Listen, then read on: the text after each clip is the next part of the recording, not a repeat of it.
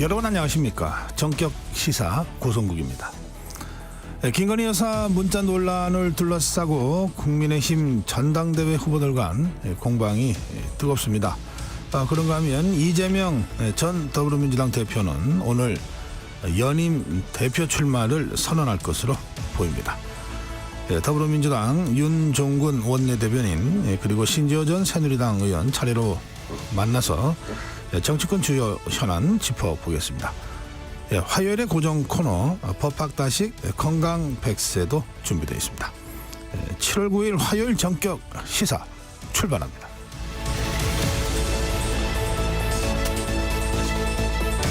네, 정격 시사는 유튜브 라이브로 지금 생방송 참여하실 수 있습니다. 문자 참여 짧은 문자 50원 긴 문자 100원 샵 9730으로 와주시기 바랍니다.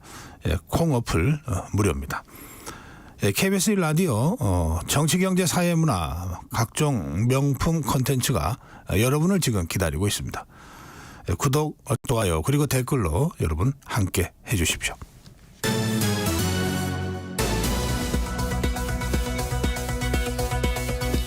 뉴스 브리핑입니다. KBS 우정화 기자입니다. 어서 오세요. 안녕하세요. 네, 이 후보 교체론을 일축하면서 바이든 미 대통령이 완주 의지를 보이고 있습니다.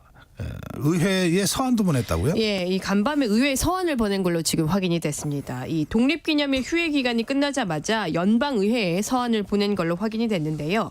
어떤 내용이 담겼냐면 양은 A4 용지 2장 정도 되는데 한마디로 이 민주당 의원들이 공개적으로 사퇴 요구하지 말고 단결하자 이겁니다. 바이든 대통령은 이제는 그만해야 할 때라고 하면서 힘을 모아서 트럼프를 패배시켜야 한다 이렇게 강조를 했습니다. 그러면서 이 공개 사퇴 요구를 겨냥해서 유권자만이 후보를 정할 수 있다 이렇게 좀 직격을 하기도 했습니다. 바이든 대통령은 이렇게 좀 완주 의지를 밝혔는데요. 한 언론과의 인터뷰에서도 좀 거듭 재차 이 완주 의지를 재확인을 시켜줬습니다. 네, 이 완주 의지는 확인이 되는데 건강 악화설도 계속 나오죠. 네, 이 간밤에 이 관련해서 건강 악화설과 관련해서 뉴욕타임스 보도가 나왔습니다. 지난해 하반기부터 이 파킨슨병 전문의가 8번이나 이 백악관을 다녀갔다는 보도였는데요. 네. 백악관은 즉각 아니다 이렇게 좀 강하게 부인을 했습니다. 존 커비 미 백악관 국가안보소통보좌관은 바이든 대통령의 인지에 의심할 이유를 자신은 전혀 보지 못했다 이렇게 밝혔습니다. 그러면서 의료진이 8차례 드나든 적도 없다고 이 보도를 좀 부인을 했습니다. 파킨슨 치료 안 받고 있고 약도 안 먹고 있다 이렇게 좀 잘라 이야기를 했는데요. 그래도 좀 만 81세의 나이를 감안하면 건강 이상설 또 인지 문제 좀 계속 문제 제기가 될 것으로 보입니다. 네. 해병대원 순직 사건을 조사해온 경찰이 어제 수사 결과를 발표했습니다.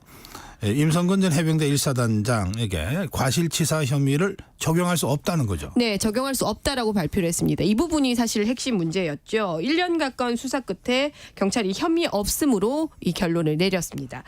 사실상 직접 수중 수색 지시에 정황이 없고 사고 당시에 작전 통제권이 없었던 만큼 직권남용도 역시 아니라고 봤습니다.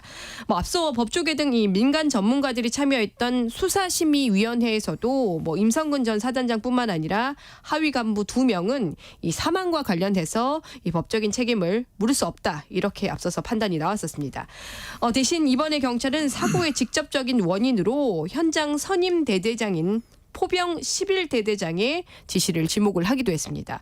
어떤 거냐면 이 사고 당시의 지침은 이 수중이 아닌 이 수변에서 장화 높이까지라는 내용이었는데 이 사고 전날 이 포병 11대대장이 허리 아래까지라고 임의로 바꿨다는 겁니다.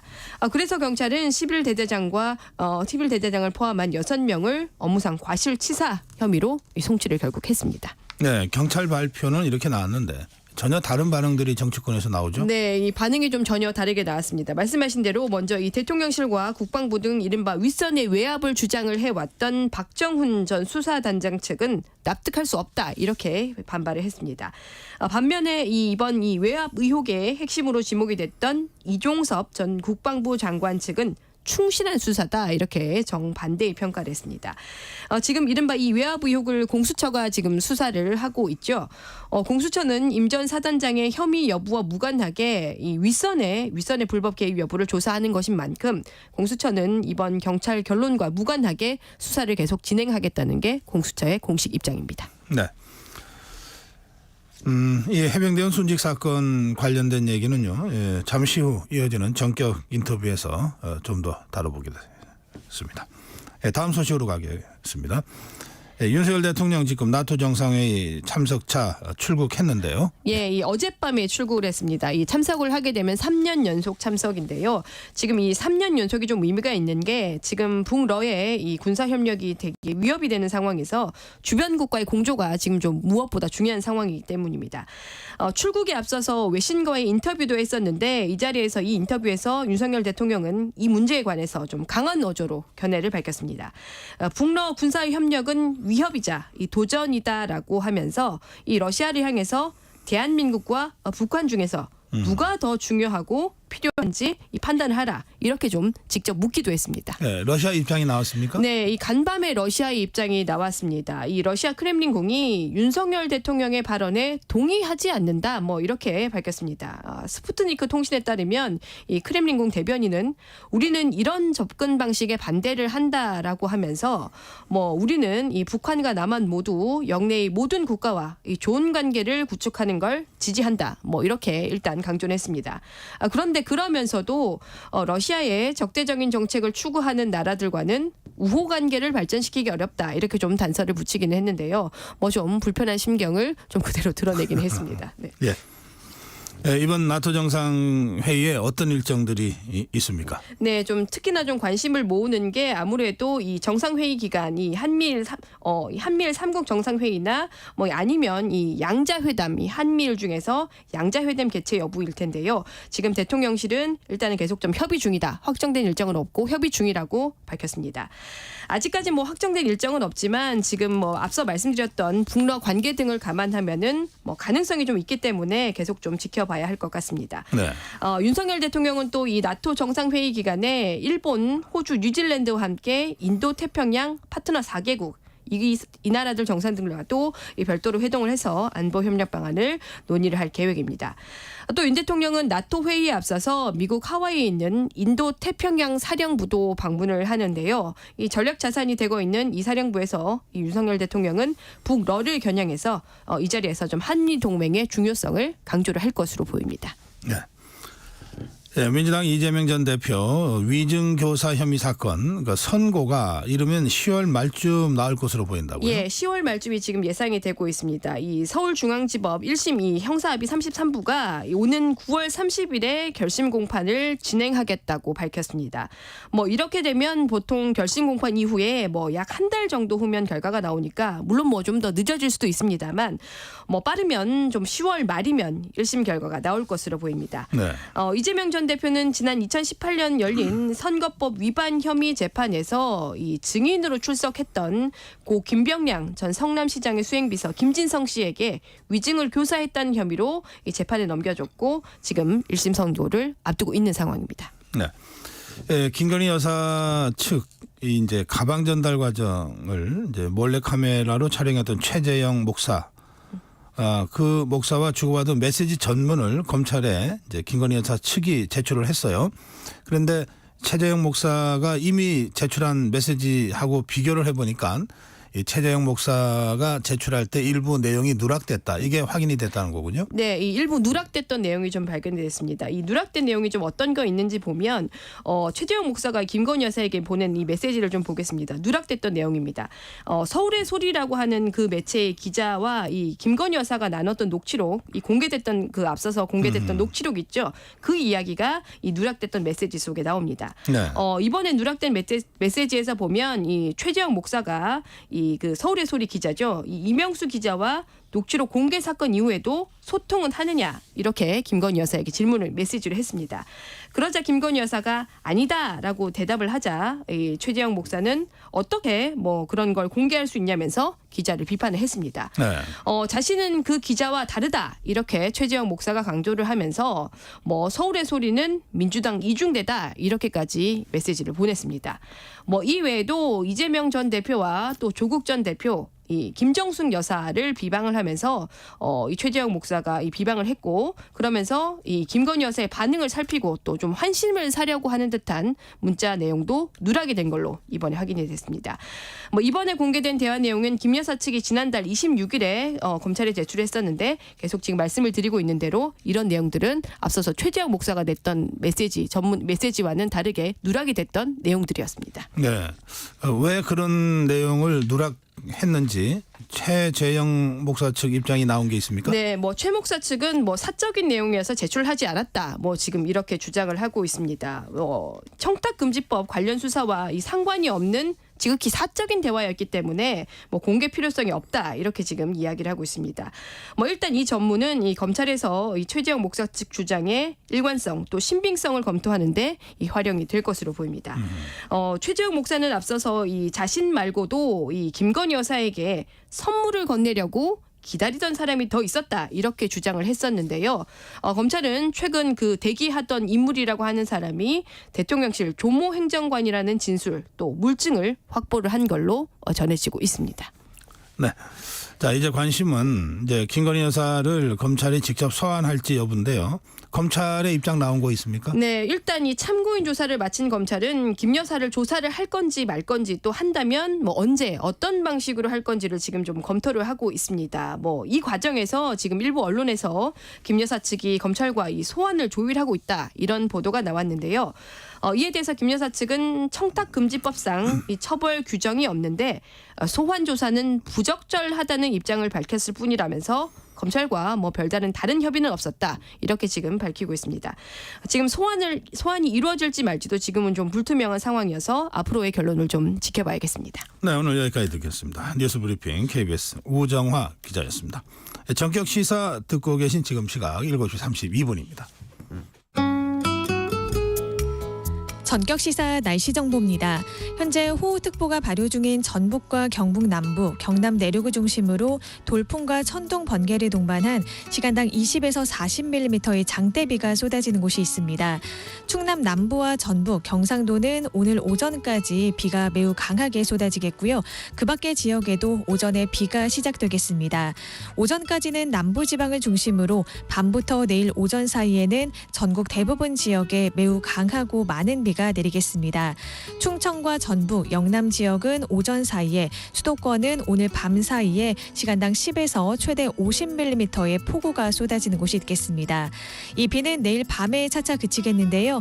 내일까지 대부분 지역에 30에서 80mm, 많게는 120mm 이상의 많은 비가 예상됩니다.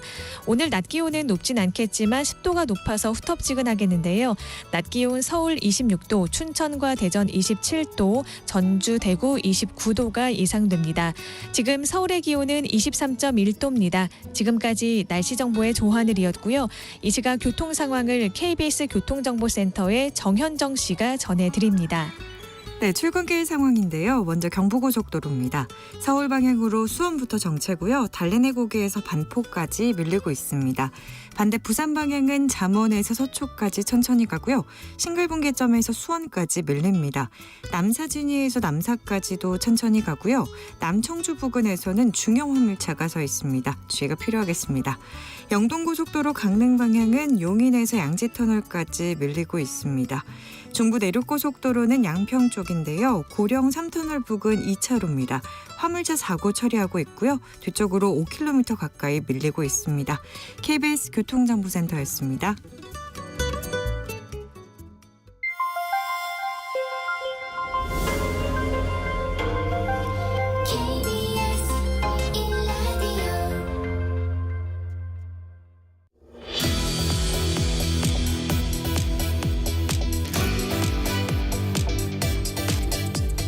네, 오늘부터 이틀간 더불어민주당 당대표 최고위원 지도부 뽑는 818 전당대회 후보 등록이 진행됩니다. 예, 더불어민주당 윤종군 원내대변인 연결해서 자세한 말씀 좀 들어보겠습니다. 네, 대변인님 안녕하세요. 네, 안녕하세요. 윤종군입니다. 네, 오늘 이재명 전 대표 전당대회 출마 선언하나요? 글쎄 이제 오늘하고 내일 이틀간 이제 후보 등록일이고 일요일 날 예비 경선이니까요. 뭐 개인적인 생각으로는 오늘보다는 내일이 가능성이 높지 않을까 이렇게 생각을 하고 있습니다. 아, 예, 연임 도전에 대해서 국민들이 관심을 많이 갖고 있는데 그 연임 도전을 하면 그냥 등록만 하지 않고 뭔가 선언을 할 거다라고 지금 기다리고 있습니다. 어떤 메시지가 나올까요? 예, 당연히 뭐 연임이 아니더라도 당대표 출마하게 되면 출사표를 통해서 본인의 어떤 비전과 정책 이런 것들을 이제 국민께 말씀드리는 기회를 갖게 되죠. 네. 예, 근데 지금 이제 우리 나라가 이제 민생, 민주주의, 남북 관계, 외교 이제 총체적으로 좀 위기라고 이제 저희는 보고 있습니다. 그래서 출사표에서는 민생 경제의 위기를 진단하고 해법을 모색하는 것이 가장 중요하게 담기지 않을까 이렇게 생각을 하고요. 한마디로 국민의 삶, 나라의 미래에 대한 거시적인 비전과 정책 이런 것들이 담길 거라고들 예상하고 있습니다. 네. 이 김두관 전 의원도 출마하나요? 보도를 뭐 제가 개인적으로 직접 들은 얘기는 없고요. 예, 보도를 보니까 오늘쯤 출마 선언을 하실 것 같더라고요. 네. 네네. 그러면 이제 경선 들어가는 거군요. 네네, 그렇죠. 예. 예, 어떤 역할을 그 당에서는 김두관 전 의원에게 어떤 역할을 기대하고 있는 것 같습니까? 분위기가. 글쎄요, 이제 뭐 보수 진영에서 제기하는 이제 민주당이 이재명 대표 일극 체제다. 뭐 이런 말에는 이제 뭐 동의하지는 않지만 정당은 국민의 목소리를 듣고 담아내는 그런 그릇 역할을 해야 된다고 생각을 합니다. 네. 그래서 나라의 비전, 정당이 어떤 정책 노선을 둘러싼 치열한 논쟁의 장이 되어야 하는 거고요. 전당대회가. 그런 측면에서 가급적이면 많은 관점, 다양한 관점을 가진 분들이 경쟁하는 것이 당의 건강성에 도움이 된다 이렇게 생각을 하고요. 네. 예, 김두관 후보님은 이제 이장에서 장관까지 하시고 예, 도지사도 이제 무소속으로 당선이 되셨고 우리 당 내에서는 대통령 경선에도 출마했던 분이기 때문에 또 지역적으로는 영남을 대표하는 분 아니겠습니까? 그래서 여러 가지 측면에서 민주당을 다양성 있고 포용적인 정당으로 만들어가는 데서 충분한 역할을 할 수 있는 분이다 이렇게 생각을 하고 있습니다. 네. 그 전당대회가 8월 18일인데요. 네네. 그 전당대회로 가는 과정에서 이제 경선이 진행이 되니까 네, 예. 그 권역별 토론회나 뭐 또는 TV 토론 같은 것들이 이거 예정이 돼 있겠죠. 예, 당연히 예, 진행하겠습니다. 대략 예. 일정을 좀 소개해 주실 수 있으실까요? 제가 지금 날짜는 안 갖고 있는데요. 네. 권역별 시도당별로 이제 일주일 단위로 주말에 네. 토요일, 일요일 이렇게 이제 진행하는 방식으로 예, 전통적으로 해왔던 방식대로 진행이 됩니다. 네. 예. 알겠습니다. 자, 의원님 좀 다른 이제 현안도 좀 질문 드리겠습니다. 네네. 그 경찰이 그동안 이 해병 순직 사건 수사를 해왔습니다. 네네. 예, 1년 가까이 수사한 결과가 어제 발표되지 않았습니까? 예, 예. 어떻게 평가하십니까? 그래서 한마디로 말하면 해병대원 특검의 필요성을 입증한 외압 부실 수사의 종합판이다 이렇게 생각을 합니다. 1년 가까이 끌어온 수사 결과치고는 너무 허술하고 좀 황당한 수준이 아닌가. 국민 상식의 눈으로 보면 사실 진실이 눈에 이제 훤히 보이는 건데요. 수풀에 이제 머리만 감추고는 잘 숨었다고 착각하는 꽝을 보는 것 같아서 너무 안타깝습니다. 네. 예, 하나만 좀 말씀드리면 네. 수사 결과가 총 13페이지던데 무려 7페이지에 걸쳐서 임성근 사단장의 불송치 이유를 변명으로 꽉 채우고 있어요. 그것의 가장 큰 근거가 업무상 과실치사의 공동정범의 혐의가 인정되지 않는다. 네. 요거였거든요. 네. 이건 정말 말장난에 불과한 거거든요. 우리 청취자 여러분들도 좀 생각해 보셨으면 좋겠는데요. 과거에 이제 삼풍백화점이나 성수대교 붕괴 사고에서 이 관련된 일을 했던 공무원이나 건물 책임자가 갖는 붕괴 책임이 더 직접적이겠습니까? 아니면 이번 해병대원 순직 사건에서처럼 임성근 사단장이 현장에도 가고 수색 사진 잘 찍었다고 격려도 하고 바둑판식으로 수색하라고 지시도 했던 임성근 사단장의 책임이 더 크겠습니까? 경찰은 국민 상식에 비춰봤을 때도 말도 안 되는 수사 결과를 내놓고 있다 이렇게 봅니다. 네, 의원님 말도 안 되는 수사 결과라고 이제 비판하셨는데 1년이나 수사를 했는데 이렇게 말도 안 되는 수사 결과가 나왔다면 그 이유가 뭐라고 생각하십니까? 결국은 이제 이번 이제 국회 청문회나 언론 보도를 통해서도 밝혀졌지만 그 수사 외압의 배후에 윤석열 대통령이 있다는 것이 이제 분명해지지 않았습니까? 그리고 이제는 누가 윤석열 대통령과 대통령실 관계자들이 그토록 전방위적으로 임성근 사단장 구명을 위해서 뛰도록 했는가를 규명하는 단계에 와 있다고 생각을 합니다. 결과적으로 이번에 경찰이 이런 무책임하고 부실한 수사 결과를 내놓은 데에는 윤석열 대통령의 수사 외압 시 작용한 것이다. 이렇게밖에 볼 수 없다고 봅니다. 네. 지금 의원님 말씀하신 그 수사 외압과 관련된 의혹은 지금 공수처에서 수사하고 있지 않습니까? 그렇죠. 예, 예. 네, 이거는 이제 경찰이 수사할 영역은 아니고요. 네네. 공수처 수사는 그럼 어떻게 지금 평가하십니까? 중간 그 수사 과정 중입니다만. 지금 이제 그 이 수사 외압 문제는 공수처에서 수사를 하고 있고 또 이제 이 직접적인 요구 관련해서는 지금 경찰에서 하고 있고 또 군사법원에서도 하고 있지 않습니까? 네. 이 세 가지 갈래로 나눠서 지금 수사를 하고 있기 때문에 실질적으로 진실에 가까이 다가가기가 힘든 측면이 있거든요. 그렇기 때문에 이것을 한꺼번에 진행할 수 있는 특검이 필요하다라고 이제 민주당은 주장을 하고 있는 겁니다. 네, 알겠습니다. 지금 이제 말씀하신 그 특검 있잖아요. 네네. 지금 윤석열 대통령이 나토 정상회의 참석자 출국을 했지만 뭐 이제 전자결제도 가능하니까요. 네네. 오늘 제의 요구권을 행사할 거라는 얘기가 들리고 있습니다. 네네. 저희도 그렇게 듣고 있습니다. 네. 그럴 경우에 그 이제 재표결을 언제쯤 할 계획이십니까? 표결이요? 네네. 그거는 좀 영리하게 좀 대처를 해야 된다 이렇게 생각을 하고 있습니다. 네. 그 왔다고 해서 이제 뭐 바로 할 수도 있겠지만 지금 국민의힘이 이제 전당대회 국면이지 않겠습니까? 가장 중요한 것은 해병대원 특검을 실질적으로 할 수 있도록 하는 거기 때문에 여러 가지 이제 국회 돌아가는 거나 국민의힘 전당대회 이런 것까지 좀 감안하면서 치밀하게 좀 대응을 할 생각입니다. 그러면 그 7월 19일 그 최상병 순직 일주기 그 뭐 전에 재표결 들어간다 뭐 이런 식의 그 어떤 기준 같은 건 없는 거라고 봐도 됩니까? 아니 그건 아니고요. 아직 뭐 네. 그 시기에 대해서 지금 논할 때는 아니고 네. 아직까지는 이제 대통령의 최종 어떤 그 거부권이 행사된 게 아니지 않습니까? 네. 그렇기 때문에 일단은 윤석열 대통령과 여권이 특검 수용하도록 마지막 순간까지 압박하는 게 저희가 이제 해야 될 첫 번째 일이라고 생각을 하고 있거든요. 네. 네. 그동안 윤석열 대통령도 이제 수사가 미진하면 자기가 먼저 특검 요청하겠다 이렇게 말을 해왔지 않습니까? 네. 지금 수사 결과에 대해서 만족하는 국민이 과연 몇 %나 될까요? 또한 경찰 수사 결과가 진실이고 대통령이 수사 외압이 없었다면 특검을 피할 하등의 이유가 없다고 생각을 합니다. 그래서 지금이라도 대통령이 특검 수용 의사를 밝히는 것이 가장 중요하다 이렇게 생각을 하고 있습니다. 네. 그런데 의원님 조금 전에 말씀하신 대로 네. 그 제2 요구권이 행사될 거로 예상이 되잖아요. 네, 예. 오늘 보도에 그렇게 났더라고요. 네. 예. 그럼 이제 언제 할지는 이제 영리하게 해야 된다 이렇게 표현하셨습니다. 우리 민주당에서 예, 그렇죠. 예. 그런데 어쨌든 재표결로 갔을 경우에 네네. 그 찬성 그 가능성은 어느 정도 보십니까? 이 표결 통과 가능성은 어느 정도 보십니까? 통과 가능성이요? 네네. 현실적으로 통과가 되려면 이제 국민의힘에서 8표 이상이 넘어와야 되는데 지금 뭐 그거를 기대하기는 좀 어려운 상황이지 않겠습니까? 네. 네, 지금 같은 상황에서는 뭐 이렇게 국민의힘에서 어떤 특단의 어떤 변화가 있지 않는다면, 네. 뭐 특검이 이제 대통령 거부권을 행사해서 국회에 왔을 때 재표결이 통과될 거다라고 이제 보기는 좀 어려운 상황이죠. 예. 이제 그럴 경우에 결과적으로는 이제 특검이 폐기되는 것인데 그러면 뭔가 제3에 대한 무슨 그 절충안 모색이라든지 뭔가 이런 논의들은 혹시 그 당 내에서 물밑으로라도 논의되고 있는 게 있습니까? 지금은 전혀 이제 그런 걸 논의할 시점이 아니고요. 네.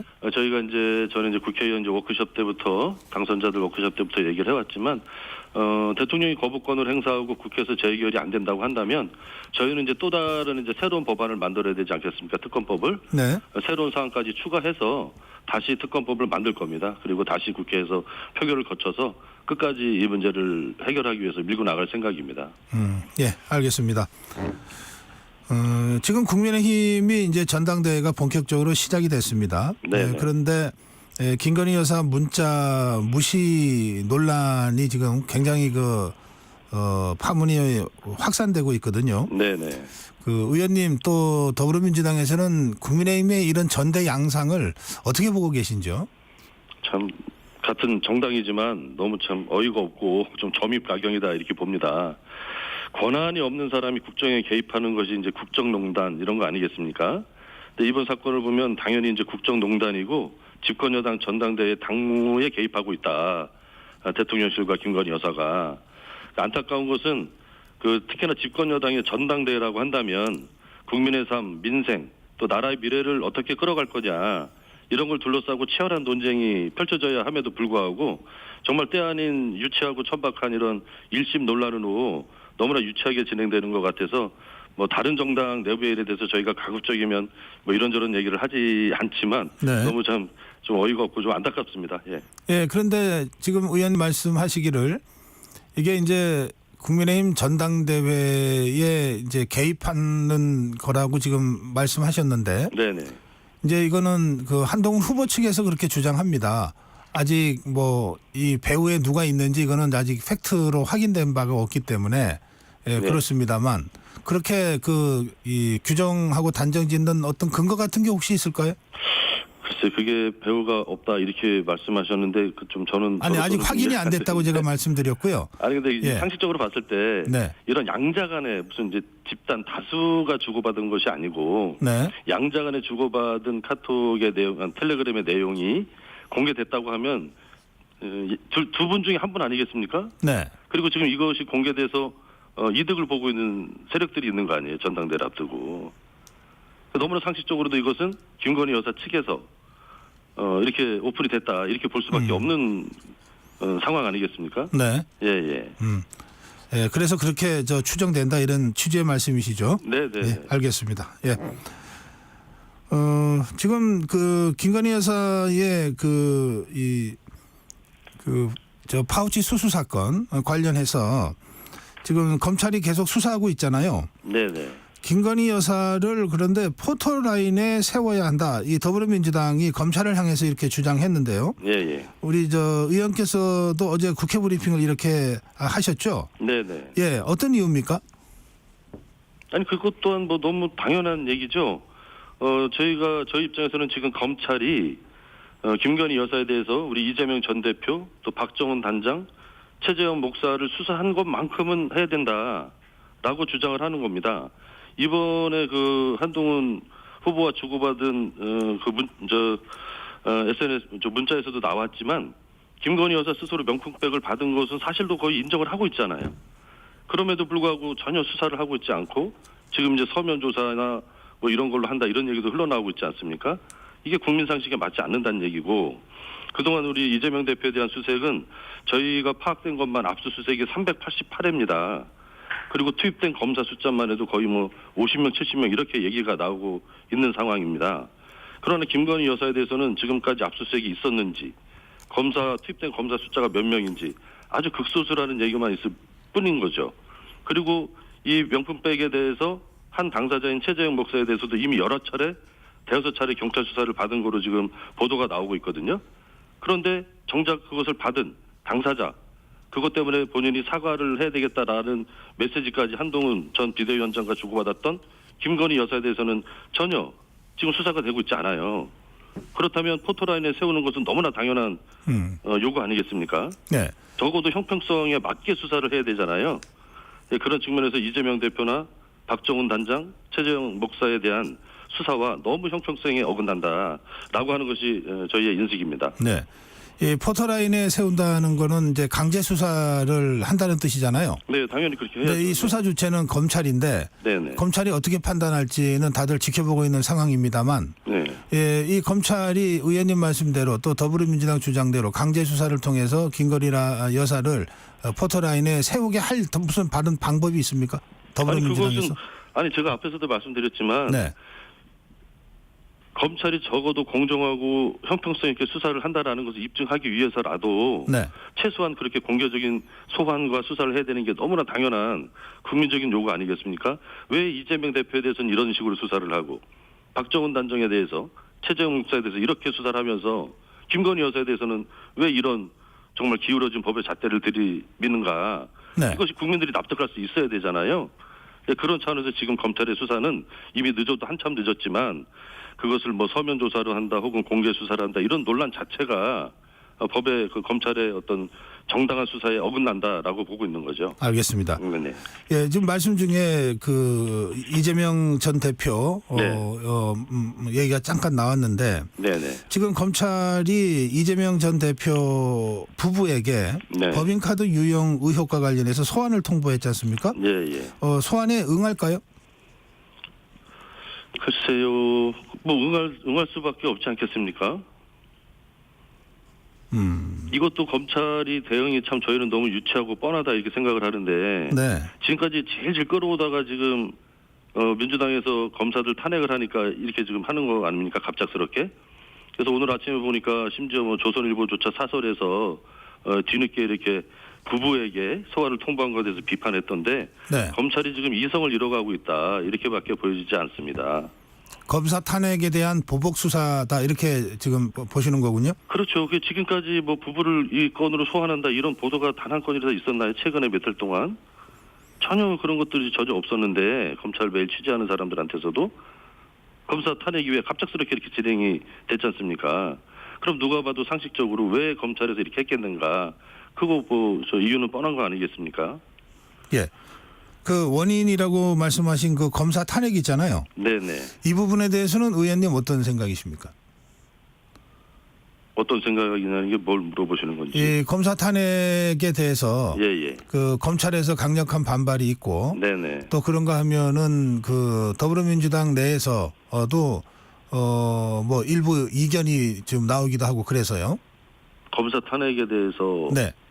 뭐 각성원 의원 그거요? 네네. 아유, 그거는 뭐 이견이라고 하기에는 너무 작은 부분 아니겠습니까?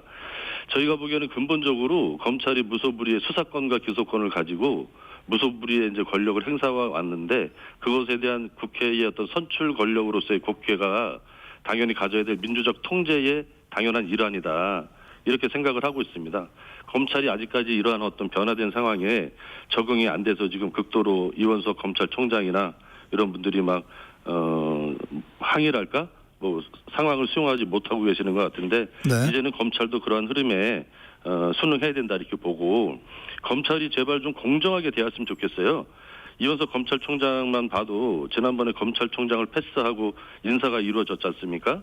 그때 뭐 반나절 정도 잠깐 이렇게 좀 항의성 하다가 바로 꼬리 내렸던데 이번에 우리 민주당뿐만이 아니죠. 야당이 다 같이 한 건데 검사가 탄핵되자마자 정말 무슨 검찰 조직을 야당이 다 이제 뭐 무참하게 짓밟는 것처럼 이렇게 나와서 매일매일 이렇게 이제 항의를 하고 계신데 검찰 스스로가 그동안 검찰의 권위를 지키기 위해서 얼마나 공정한 합리적인 수사를 해왔는가 이것에 대해서 먼저 자문해 봐야 된다 이렇게 생각을 합니다.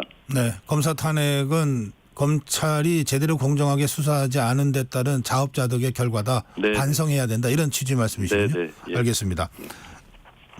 그 지금 방통위원장으로 이진숙 후보가 지금 추천이 된 상태입니다. 네네. 그 이진숙 위원장은 지명되자마자 특히 공영방송이 공기가 아니라 흉기가 되고 있다. 이렇게 강력하게 비판적인 얘기를 하면서 지금의 그 2인 체제가 된 것은 더불어민주당 책임이 크다. 이런 주장을 어제 했습니다. 어떻게 생각하십니까? 참 정말 어이가 없는 주장인데요. 그동안 우리 민주당이 추천했던 최민희 의원, 그리고 최선영 교수님, 이분들이 8개월째 임명을 안 하게 윤석열 대통령이잖아요. 근데 이것은 21대에 있었던 일이고 22대에서 지금 추천 안 하고 있다. 이걸 가지고 비판한다는 것이 이게 말이 되나. 먼저 그런 문제 제기를 좀 하고 싶고요. 상식적으로 도저히 납득할 수 없는 일이라고 봅니다. 한 사람을 임명할 수 있는지 없는지를 검증하는데 국가 공권력이 8개월 동안 결론을 못 내린다. 이걸 누가 국민이 이해를 하겠습니까? 안 내리고 있는 거죠. 자리를 비워두기 위해서. 네. 또 다른 사안을 보면 이동관, 김홍일 이런 사람들이 사의를 내게 되면 즉시 수리하고 이진숙 이번에 방통위원장도 즉시 임명했지 않습니까? 이분을 임명할 때도 나름대로 인사 검증에 시간이 필요했을 거 아니겠습니까? 그런데 이런 본인이 임명하는 사람에 대해서는 정말 반나절 하루 만에 이렇게 임명을 하면서 야당이 국회에서 추천한 사람의 자격 여부를 여부 때문에 검증하는데 8개월이 소요된다. 이게 상식적으로 납득이 되는 이유겠습니까? 본인들의 2인 체제를 통해서 본인들이 원하는 방송 정책을 하기 위한 꼼수밖에 되지 않는다 이렇게 봅니다. 알겠습니다.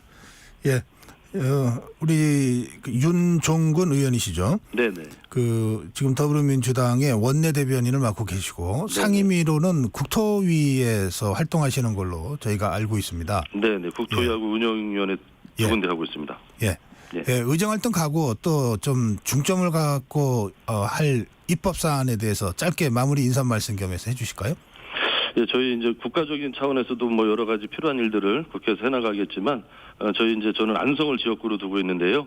우리 안성은 이제 경기도 31개 시군 중에서 유일하게 이제 철도 교통 체제에서 소외되어 있는 지역입니다. 네. 그래서 우리 안성 시민들의 이제 꿈 같은 로망인데요. 안성의 철도 전철을 유치하기 위해서 최선을 다하고자 노력하고 있습니다. 예, 말씀 잘 들었습니다. 네네. 네, 이 경기도 안성 맞춤에 바로 그 안성을 지역구로 두고 있는 더불어민주당 원내대변인 윤종근 의원이었습니다.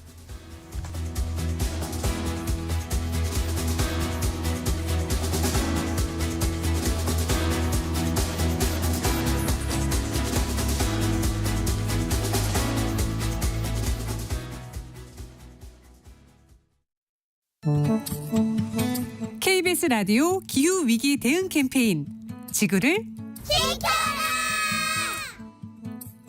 네, 안녕하세요. 기상 칼럼니스트 맹수영입니다. 날씨가 안 좋은 상황에서 기상 정보를 전해주는 사람들은 굉장히 많잖아요. 근데 저는 좀 더 긴 호흡으로 왜 이런 날씨가 나타나고 있고 앞으로 우리가 어떻게 하면 돼야 될지 좀 더 전문적으로 해설하는 그런 전문가 활동을 하고 있습니다. 제가 2004년에 기상캐스터로 기상방송을 시작하게 됐어요. 그런데 큰 계기가 됐던 게 IPCC 4차 보고서를 보면서 큰 날씨 충격을 받았어요. 이대로 간다면 금세기 안에 2도 이상 기온이 상승하게 되면은 생물의 20에서 30%는 멸종이 되고 하는 그런 위험한 어떤 결과들에 대해서 보고서를 보게 됐는데 생각이 달라지더라고요. 그래서 그때부터 기상뿐만이 아니라 기후변화 부분에서 이제 공부를 하기 시작을 하면서 사실 너무 좀 무서워요. 저의 입장에서는 20년 동안에 변화된 거를 가까이에서 모니터링을 한 그런 입장으로서 훨씬 더 걱정이 좀 큰 상황이죠. 우리나라에는 봄답고 여름답고 가을답고 겨울다운 날씨들이 좀 나타나야 된다라고 생각을 해요. 그래서 비단 잠기고 무너지고 더위로 인해서 사람들이 사망하게 되는 그런 것만이 극단적인 기상에 대한 재해가 아니라 이맘때에 걸맞게 나타나야 되는 날씨가 나오지 않는 것 또한 기후변화라고 하는 인식 변화를 통해서 많은 분들이 그런 기후 감수성을 키운다라고 하면 금세기 안에 기온 상승을 좀 더 억제하고 다시 예전의 지구로 돌리는 그런 변화가 생기지 않을까 생각을 해봅니다. 뜨거워지고 있는 지구. 지금 우리의 문제입니다. KBS 라디오 기후위기 대응 캠페인 지구를 지켜라 였습니다.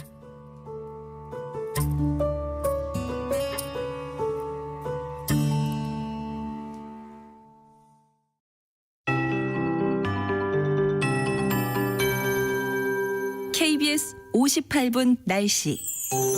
현재 호우특보가 발효 중인 전북과 경북 남부, 경남 내륙을 중심으로 강한 비가 내리고 있습니다. 경남 밀양과 울산에도 호우특보가 발표된 가운데 이들 지역으로 시간당 20mm의 강한 비가 내리고 있는데요. 오늘 충남 남부와 전북, 경상도는 오늘 오전까지 장대비가 쏟아지겠고요. 그 밖의 지역에서도 오전에 비가 시작되겠습니다. 오전까지는 남부지방을 중심으로 밤부터 내일 오전 사이에는 전국 대부분 지역에 매우 강하고 많은 비가 내리겠습니다. 충청과 전북, 영남 지역은 오늘 오전 사이에, 수도권은 밤 사이에 시간당 10에서 최대 50mm의 폭우가 쏟아지는 곳이 있겠습니다. 이 비는 내일 밤에 차차 그치겠는데요. 내일까지 전국 대부분 지역에 30에서 80mm, 많게는 120mm 이상의 많은 비가 예상됩니다. 모레는 정체전선이 남하하면서 비가 소강 상태를 보이겠지만 내륙을 중심으로 소나기가 내리는 곳이 있겠습니다. 내리겠습니다. 오늘은 남부지방을 중심으로 체감온도가 31도 안팎으로 올라 덥겠는데요. 폭염특보가 발효 중인 제주도는 낮 기온 35도까지 오르는 등 매우 무덥겠습니다. 낮 기온 서울 26도, 춘천과 대전 27도, 전주와 대구 29도가 예상됩니다. 현재 서울의 기온은 23.2도, 습도는 92%입니다. 조하늘입니다.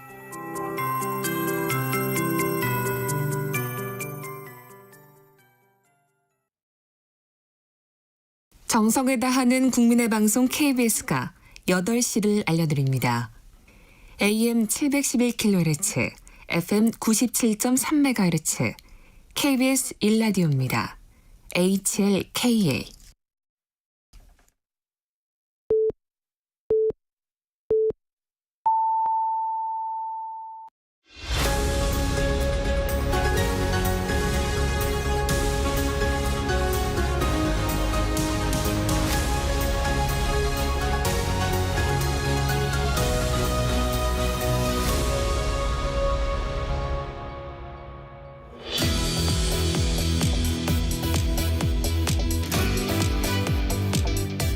네, 국민의힘 전당대회가 이제 본격적으로 막이 올랐습니다.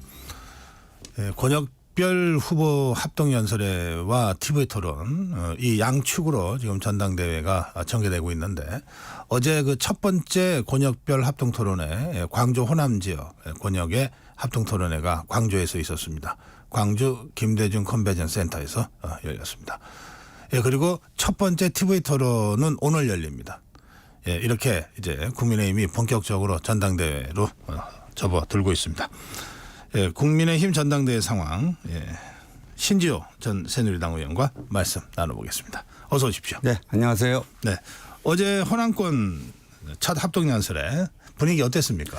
분위기는 뜨거웠는데 이게 사실 괴멸적 참패를 지난 총선에서 당했기 때문에 당을 어떻게 하고 다시 이기는 정당으로 재건할 것인가 그런 비전과 전략을 능력 있는 내 후보가 그거를 펼치면서 경연을 했으면 좋겠다는 생각을 했는데 네. 그게 안 되고 지금 이른바 뭐 문자 파동 뭐 이런 것 때문에 좀 너무 아쉽습니다. 그런 비전과 전략이 묻히고 그 네거티브 공방전이 벌어지는 이 현실이 참 안타깝습니다.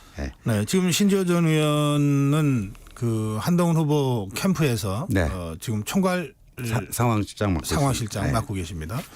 그래서 그런 안타까움을 이제 말씀하셨으니까 이게 공방이라고 하는 게 한쪽이 공격하면 한쪽이 방어 안 할 수가 없어서 그러다 보면 이제 공방이 이어지는데 그러나 한동훈 후보 측에서라도 네. 지금 말씀하신 그런 비전 중심으로 우리는 네거티브 안 하겠다 하고 포지티브 방식으로 쭉 캠페인을 해나가는 그런 건 가능하지 않습니까? 그래서 저희들은요 필요 최소한의 대응만 하겠다. 근데 네.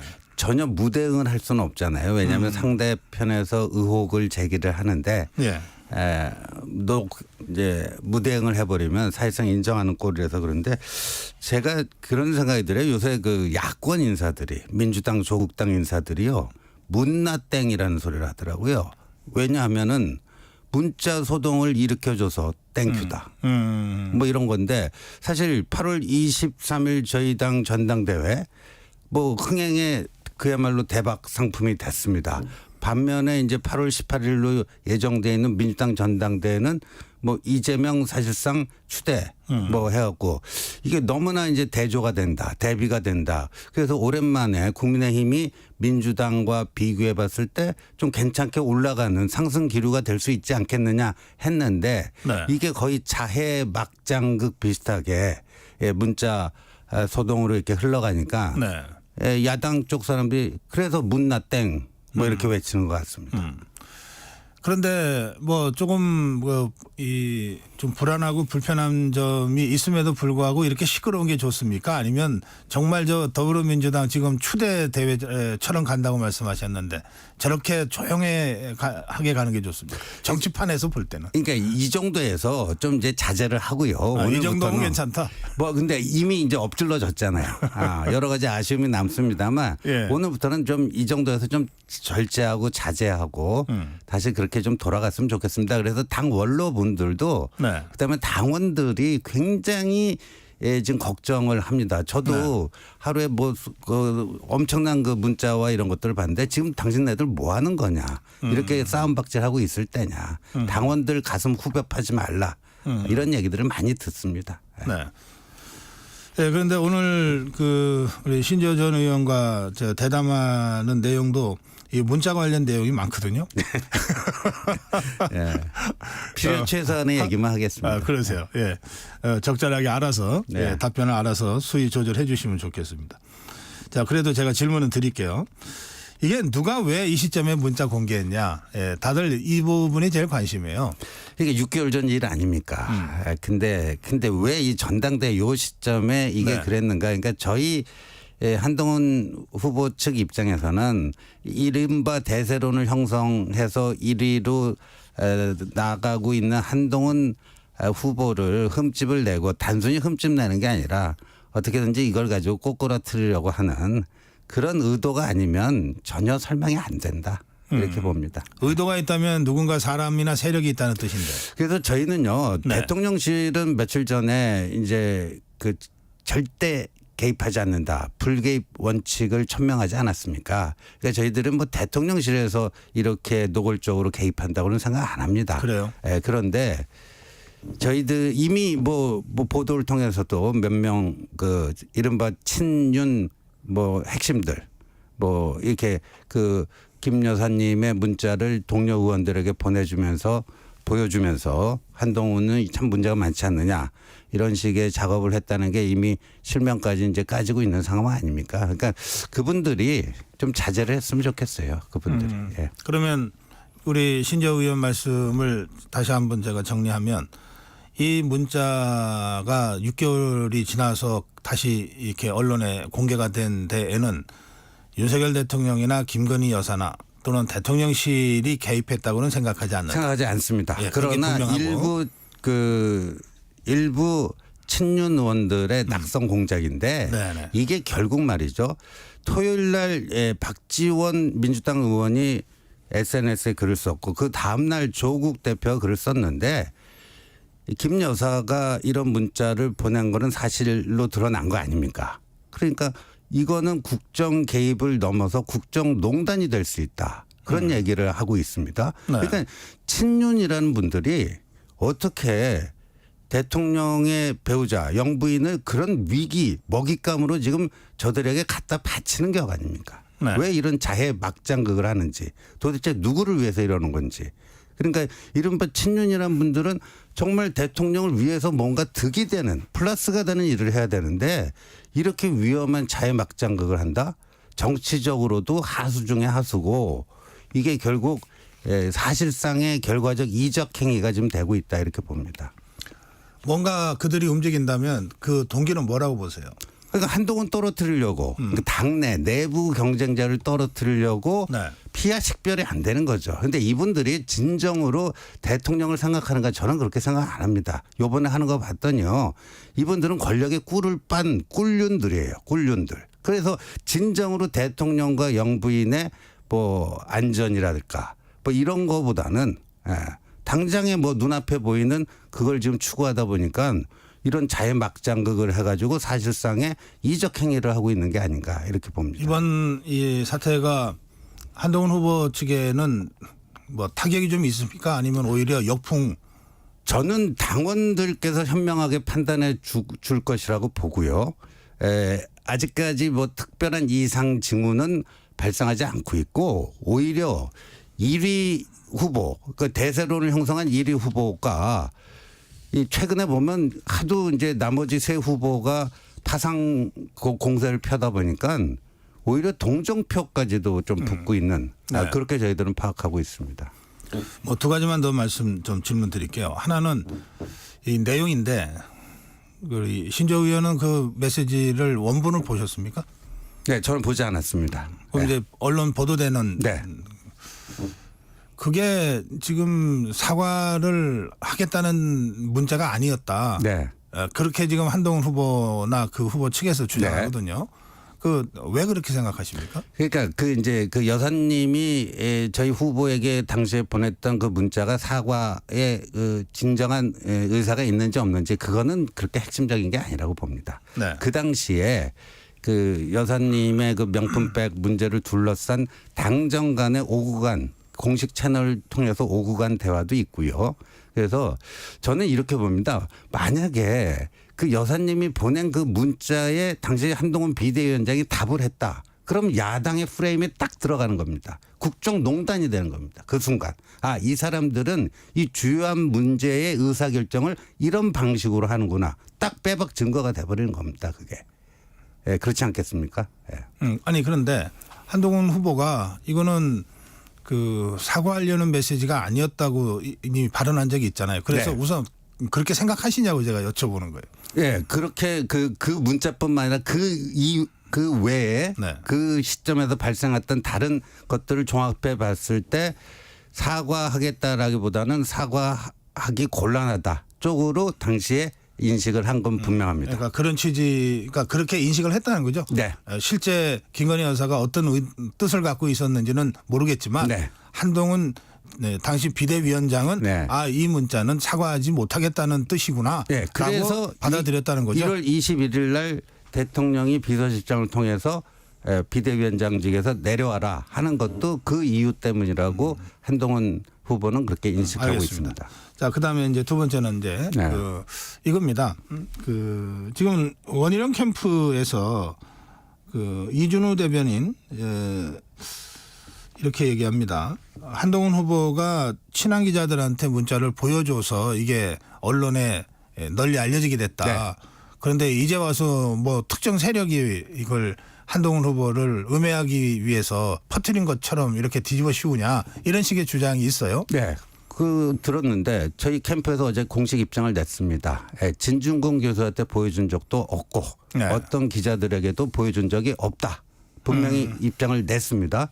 그런데 원희룡 캠프 대변인은 찌라시 얘기를 갖고 그렇다더라. 카더라 통신, 찌라시 카더라 통신으로 얘기를 하는데 그렇게 거기 뒤에 숨지 말고 분명하게 자기 얘기를 했으면 좋겠어요. 그리고 원희룡 후보도 저희 후보에 대해서 지난 총선 때 가족 인척 등과 공천을 하는데 사천을 했다. 뭐 이런 얘기를 하는데 그럼 누군지 밝히십시오. 누군지 밝히면 되는 거 아닙니까? 못 밝히면서 그렇게 냄새만 피우고 이 전당대회를 진흙탕으로 만드는 거는 뭐 정치가 험한 거라지만 이건 좀 도를 지나친다 그런 생각을 안 할 수가 없습니다. 네, 팩트 체크 하나만 해주세요. 네. 진중권 씨가 문자를 봤다고 얘기를 했습니까? 진중권 교수가요 본인의 네. 페이스북에 며칠 전에 직접 확인했다 뭐 그런 표현을 썼습니다. 그러면 진중권 씨가 나는 문자를 봤다고 주장한 거 아닙니까? 뭐 그렇게 해석이 가능합니다. 그러면 둘 중에 하나 아닌가요? 김건희 여사가 문자를 보여줬거나 네. 아니면 한동훈 후보가 문자를 보여줬거나 네. 어떻게 봐야 됩니까? 아니면 진중권 씨가 거짓말을 했거나. 네. 그러니까 저희들은 보여준 적이 없다라고 분명히 어제 공식 입장을 냈고. 네. 근데 뭐 여사님 측에서 보여줬는지 그건 저희들이 알 수가 없죠. 아니면 또 여사님 쪽에서 누군가에게 갔는데 그거를 한 달이 건너서 본 건지 그건 저희들이 알 수가 없죠. 네. 하여튼 한동훈 후보는 보여준 적이 네, 없다. 없습니다. 진중권 씨한테. 네. 예, 알겠습니다. 예. 뭐 팩트 체크니까. 네. 예. 자, 이거 아까 이미 다 말씀하셨어요. 지금 이 논란을 빨리 넘어서고 싶다. 이게 이제 한동훈 후보 측 네. 또는 뭐 국민의힘 당원들이라면 누구나 다 사실은 그렇게 느끼고 있을 것인데 네. 어떻게 넘어설 수 있을까요? 그러니까 여기서 확전을 자제하면 됩니다. 더 이상 이 문제를 가지고 왈가왈부하는 것들을 멈춰야 되는데 네. 저희가 먼저 일으키지 않았잖아요. 그런데 이제 필요 최소한의 대응은 안 할 수가 없는 거고, 그 솔직히 좀 괴롭습니다. 아무런 무대응을 할 수도 없는 거고. 근데 대응을 하게 되면 이게 네. 조금 더 커질 수도 있고. 그러니까 저희들은 뭐 굉장히 지금 조절하고 있습니다. 네. 뭐 저희들 나름대로의 절제력을 발휘해서 이게 확전이 안 되도록 그렇게 저희들은 나름대로 수위 조절을 하고 있습니다. 알겠습니다. 사실 이 사태를 이제 파고 들어가 보면 결국은 대통령과 집권당 대표의 이 바람직한 관계에 문제가 나와요. 네. 네, 이거는 당 대표가 누가 되건 이 여당 대표라면 숙명적으로 안고 가야 될 문제거든요. 네. 예, 대통령이 시키는 대로 해도 욕 먹고 대통령을 넘어서려고 그래도 부작용이 생기고 그러잖아요. 네. 이 문제에 대해서 한동훈 후보는 어떤 입장과 원칙을 정리하고 있습니까? 뭐 여러 차례 언론 인터뷰 등을 통해서 밝혔습니다만 네. 윤석열 대통령 반드시 성공한 대통령으로 만드는데 다른 어떤 후보보다도 자신이 더 적임자가 아닌가 그런 나름대로 확신이 있습니다. 그러니까 윤 대통령을 때리면서 본인이 크는 그런 거는 생각 안 하고 있는 거죠. 다만 지난 총선 과정에서 나타났던 용산 대통령실에서 민심과 민의와 좀 다른 그러니까 아무래도 사람이다 보니까 일시적인 오류 뭐 이런 게 빠질 수 있잖아요. 그런 거에 대해서는 할 말을 하면서 바로 잡는 그런 건설적 당정 관계로 가자. 뭐 그런 겁니다. 그런데 이 국민의힘 당원들이나 또 이 보수 유권자들은 그 대목에서 한동훈 후보를 좀 믿지 못하겠다. 그동안의 네. 경험 때문에. 이를테면 대통령과 한동훈 후보가 갈등 관계가 있다는 뭐 여러 가지 이야기들이 꽤 오랫동안 지금 나오고 있는 상태고 또 실제로 대통령이 총선거 후에 식사 한번 하자고 했는데 몸 아프다고 이제 사실상 거절을 하고 이런 일들이 막 겹쳐졌기 때문에 그런데 그분에 대해서는 어떻게 설명하시겠습니까? 이제 만약에 이제 한동훈 후보가 당대표가 되면 대통령과 집권당의 대표로서 어떤 공적인 관계가 이제 시작이 되는 거고요. 20년 또 쌓아온 여러 가지 신뢰와 우정이 있습니다. 그래서 또 대통령을 성공시켜야 된다는 어떤 그런 전략적 목표가 분명하기 때문에 윤석열 한동훈 관계는 저는 전략적 동반자 관계로 갈 수밖에 없다. 왜냐하면 한쪽이 이기고 한쪽이 지는 제로섬 게임이 아니에요. 이거는 서로가 유기적 협력을 통해서 이 대통령 정부를 어느 정도 성공시켜야지 차기 정권 창출도 가능해지는 거 아니겠습니까? 그런 점에서는 어떤 서로 간의 다소간의 불편한 감정적 찌꺼기가 남아있다 할지라도 전략적 사고를 할 줄 아는 사람들이라면 저는 두 분이 다 그런 분들이라고 보거든요. 그럼 그 동반자 관계로 갈 수밖에 없다고 생각합니다. 그러니까 이제 당위적이거나 현실적으로 그렇게 말씀하실 수는 있는데 실제로 이제 이 책임 당원들 80%의 유권자잖아요. 그 이제 표를 얻어야 대표가 되는 거니까. 네. 그러려면 이제 유권자들은 여전히 그 부분에 대해서 좀 의구심이 있고 아주 완전히 흔쾌하게 그 문제가 이제 해소가 안 됐어요. 네. 제가 보기에 이거를 뭔가 제대로 해소할 수 있는 뭔가를 한동훈 후보가 직접 해야 된다고 저는 느끼거든요. 네, 그거는 이 전당대회 이 과정에서 뭐 그렇게까지 뭐 할 수 있는 거는 거의 없는 것 같고요. 이제 전당대회가 끝나고 네. 그런 이제 이 신뢰 회복이랄까요? 네. 그런 진정성 있는 조치를 해야 되는데 저는 이렇게 봅니다. 작년 이제 3.8 전당대회 김기현 대표 뭐 여러 가지 그 김기현 대표가 당선될 때까지 여러 가지 우여곡절이 많지 않았습니까? 결국 뭐 용산의 뜻이 관철된 뭐 이런 전당대회였다 그런데 지금 말이죠. 이런 식의 그 야권 인사들이 좋아하는 문나땡 소동을 일으켜 가지고 예를 들어서 그들의 의도대로 한동훈 후보가 낙마를 하고 예를 들어서 원희룡 후보가 당선이 된다. 그런 시나리오도 있을 수는 있겠죠. 논리적 가능성으로는요. 그렇게 되면 이 당이 희망이 있을까요? 작년에도 그러더니 이번에도 결국 윤심에 의해서 이게 꺾이면서 윤심이 낙점을 한 후보가 돼버린다. 그럼 이 수직적 당정관계. 김기현 대표를 그렇게 무리해서 대표를 만들고 난 이후에 어떤 결과가 있었는가. 강서구청장 재보궐선거 참패. 그 이후에도 이 그 총선 참패. 이런 식의 그걸로 간 거 아니냐. 그거를 지금 또 하자는 거냐. 이렇게 되겠죠. 예. 어제 경찰의 그 최상병 수사 결과 발표 있었습니다. 네. 핵심은 임성근 전 사단장 등 3명을 불송치하는 겁니다. 그리고 이 결정과 관련해서 여야가 전혀 상반된 반응을 보이고 있고 또 특검법에도 어떤 형태로든 영향을 줄 것 같습니다. 네. 어떻게 전망하십니까? 그러니까 그 경찰 나름대로 사실관계를 파악을 해가지고 한 건데, 그때 해병대 수사단 그 박정훈 단장이죠, 수사단장 일주일 정도 조사해서 8명을 이제 업무상 과실치사 혐의로 기소를 해야 된다는 의견을 내지 않았습니까? 네. 그러니까 맨 위에 사단장부터 맨 밑에 부사관까지요. 심지어 어떤 중사부는 거기 직접 뛰어들어서 2명을 구해내고 안타깝게도 최상병을 구하지 못해갖고 가슴 속에 멍울이 든 그런 사람인데도 책임을 물어갖고 업무상 과실치사 이런 식의 날탕 수사를 했다라는 것이 이번에 경찰 수사를 통해서 드러난 게 아니냐.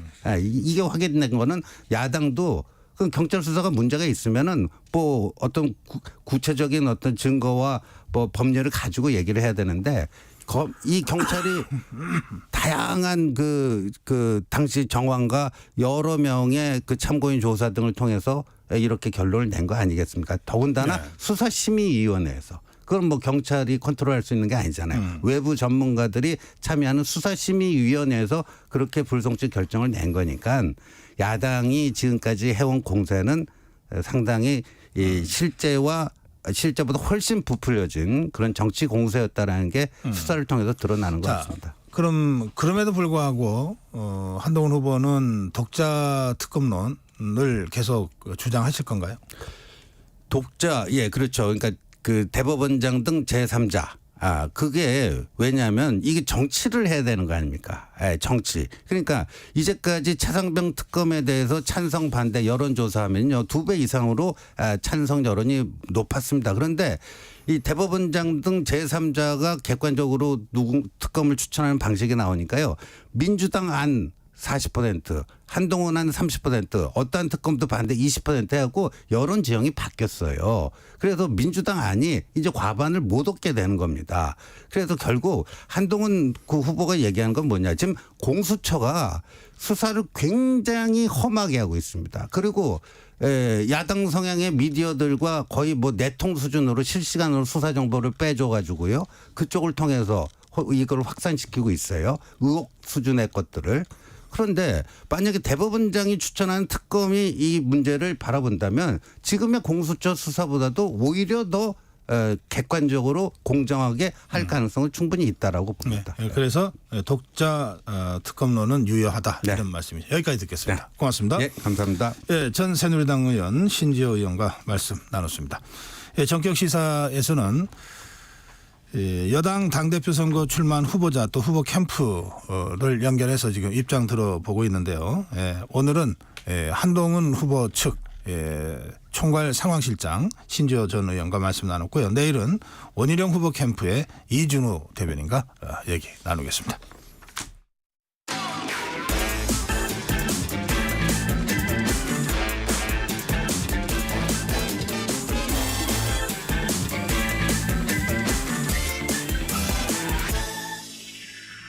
네, 한 번 더 뉴스입니다. 한국경제신문 최형창 기자입니다. 어서 오세요. 네, 안녕하세요. 네, 이제 의대 그 전공의 문제요. 예. 의대 증원에 반발해서 현장을 떠난 전공의들에 대해서 정부가 행정 처분을 하지 않겠다 이렇게 입장을 발표했죠. 네, 정확히는 이제 행정 처분을 철회하겠다. 철회하겠다. 네, 이렇게 지금 입장을 밝혔어요. 어제 조규용 보건복지부 장관이 이제 브리핑을 통해서 밝힌 건데요. 이 수련 현장에서 건의가 있었고 의료 현장 상황을 종합적으로 고려할 때 좀 이 같은 처분을 내렸다 이렇게 지금 발표를 했습니다. 그 철회는 그동안 의료계가 요구해 왔던 건가요? 뭐 그렇다고 볼 수 있고요. 네. 어쨌든 지금 정부로서는 한 발 물러섰다 좀 이런 평가가 많이 나오고 있습니다. 네. 지금 사실 이 행정 처분에 대해서 좀 잘 모르는 분들이 있을 텐데 지난 2월이죠. 의대 증원 정부가 이제 2,000명 발표한 다음에 전공의들이 집단적으로 사직서를 냈잖아요. 그러면 이제 당시 정부로서는 할 수 있는 게 이게 지금 너무 항명성이다 이렇게 지금 판단을 해서 최소 3개월 내지는 6개월 정도 면허정지 처분을 내리겠다고 강하게 나섰어요. 네. 근데 이제 지난달 4일이죠. 정부가 각 병원에 전공의들의 이런 사직서를 수리해도 좋다고 허용을 한 건데요. 그러면서 전공의가 복귀하면은 행정 처분을 중단하겠다고 유화책을 한번 내놓은 바 있어요. 그런데 이제 어쨌든 그럼에도 불구하고 전공의 복귀 비율이 좀 낮았거든요. 예, 지난 5일이죠. 이 기준으로 봤을 때 전국 211개 수련병원의 전공의 출근자 수가 한 8% 정도에 불과하거든요. 그러니까 정부가 많은 전공의들이 어쨌든 이 동료들의 눈치를 보느라 복귀를 망설인다고 보고 그럼 좋다. 대승적으로 우리가 전공의들한테 내렸던 행정처분 전격 철회하겠다. 이렇게 나선 겁니다. 그러면 그동안 현장 지켜온 전공의가 뭐 비록 뭐 10%도 안 된다고 하지만 어쨌든 있잖아요. 그분들의 입장에서는 이게 심각한 형평성 문제가 제기될 수 있을 것 같은데. 그렇죠. 그 부분이 좀 논란이고요. 정부도 이 부분을 충분히 인지하고 있고 그런 비판을 좀 감내하겠다 이렇게 밝혔어요. 그러니까 조경 장관이 어쨌든 그럼에도 불구하고 중요한 거는 이 수련 체계가 연속성을 유지하는 것인데 공익에 부합하다고 판단에 따라서 고심 끝에 내린 결단이다 이렇게 한 거거든요. 네. 그러니까 환자와 보호자를 생각했을 때는 결국은 정부가 좀 비판을 받고 그분들 묵묵히 일하던 분들이 어쨌든 형평성의 논란이 제기돼 간다고 하더라도 이 방법을 택할 수밖에 없었다 이렇게 지금 한 발 물러선 건데요. 네. 어쨌든 정부는 전공의들이 생각한 진로대로 갈 수 있게 좀 지원하겠다 이런 식으로 계속해서 많은 또 좀 전공의들의 좀 편의를 봐주는 입장을 많이 내놓고 있습니다.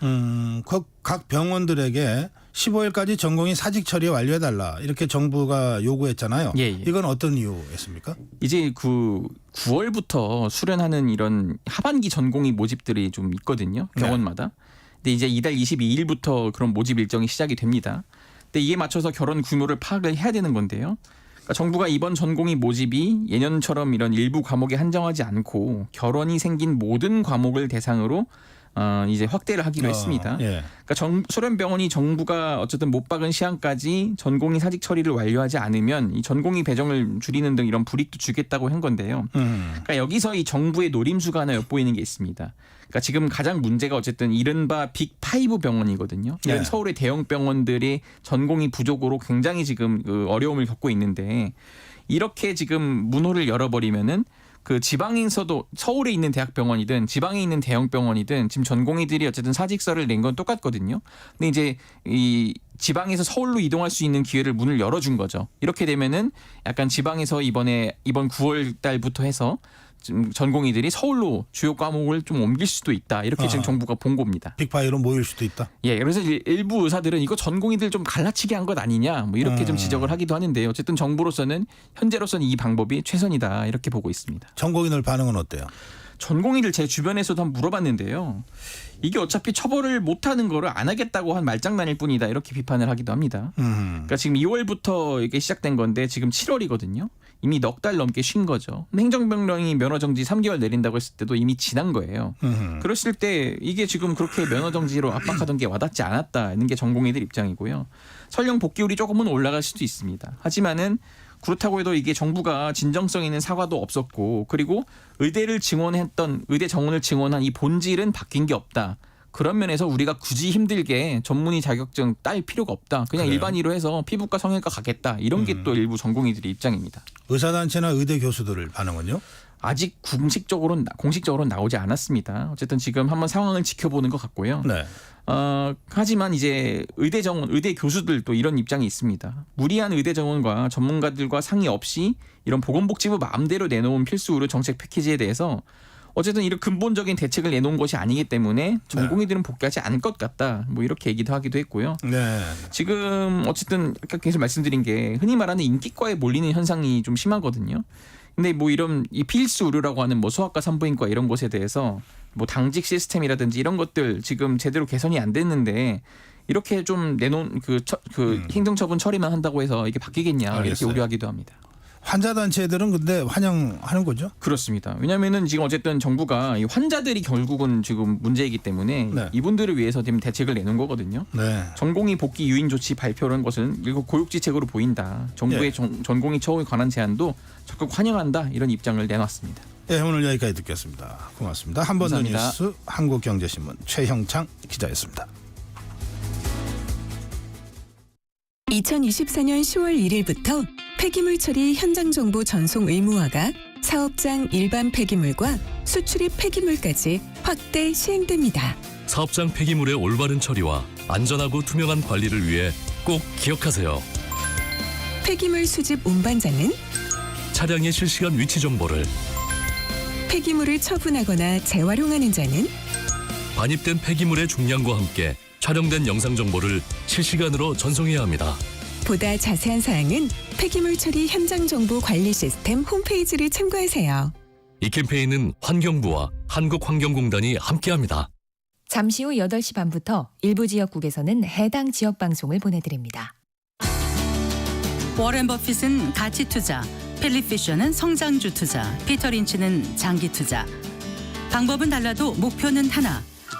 성기영의 경제쇼가 성공의 길로 안내합니다. 깊이 있게, 명쾌하게, 지금 이 시대 경제에 관한 모든 것을 알려드립니다. 평일 오후 4시 5분 성기영의 경제쇼와 함께하십시오.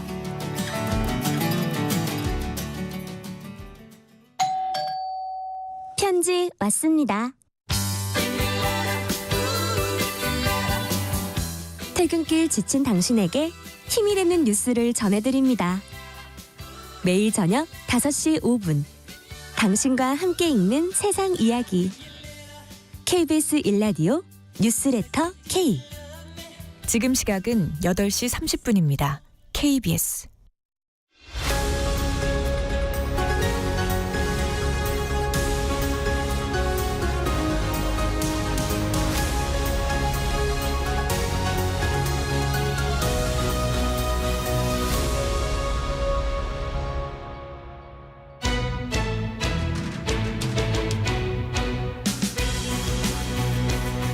네, 법학 다식 시간입니다. 오늘은 이게 상속 문제, 상속세 문제를 좀 다뤄보겠습니다. 강병훈 변호사 모시겠습니다. 어서 오십시오. 네, 안녕하세요. 이게 효성그룹이요. 조현문 전 부사장, 네. 이제 조성래 고 회장의 유산 상속 관련해서 네, 자기가 상속받은 부분을 기부하겠다. 네, 그렇습니다. 이런 발표가 있어서 이 문제를 이제 다루게 된 건데요. 네. 좀 상황 좀 설명 좀 해주시죠. 네, 효성그룹은 재계순위 33위의 대기업입니다. 섬유 소재 중에 스판덱스 그리고 자동차 타이어에 사용되는 타이어 코드는 세계 시장 점유율 1위를 차지하고 있습니다.